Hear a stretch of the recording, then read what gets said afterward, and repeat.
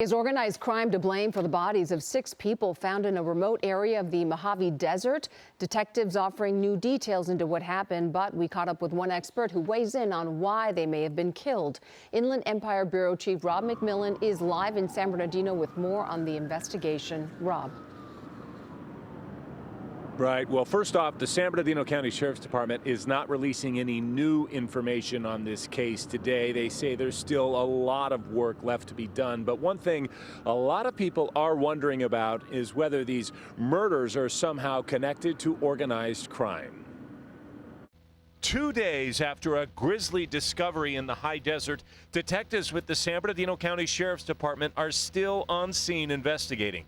Evidence gathered so far suggests a massive amount of gunfire, shell casings all over the place, at least one of the vehicles riddled with bullet holes. A total of 6 bodies were found, some of them apparently set on fire. But what actually happened out here?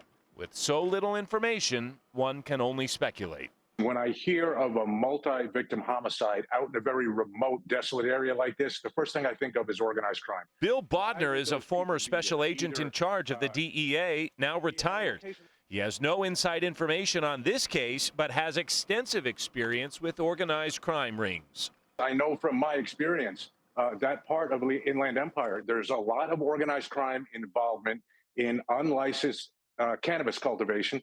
There's also a lot of involvement in what are called methamphetamine conversion laboratories, taking liquid methamphetamine that's smuggled across the border, bringing it to a very desolate area, and then converting it to crystal meth where it can be sold. So why set the bodies on fire? A lot of times that's done to try to disguise the identity of the victim and also to destroy evidence. If there was some type of struggle and there could have been a transfer of DNA, a transfer of hair particles. There's also the question about how the call came into dispatch in the first place. Detectives not saying the caller was reporting the discovery of bodies or reporting a fire, but simply requesting a welfare check in the area. Bodner says it suggests that person may have somehow been involved in the incident. Whether it's friends of theirs, associates of theirs, who knows? But it sounds like potentially someone who was there or someone who knew at least what happened there. So who is that person? The Sheriff's Department says at this point they do not know the identity of that caller. And we also don't know whether the Sheriff's Department has been able to identify any of the bodies. Remember, at least 4 of them were set on fire. So unless they found ID, perhaps cell phones or other kind of evidence, identification could take quite some time.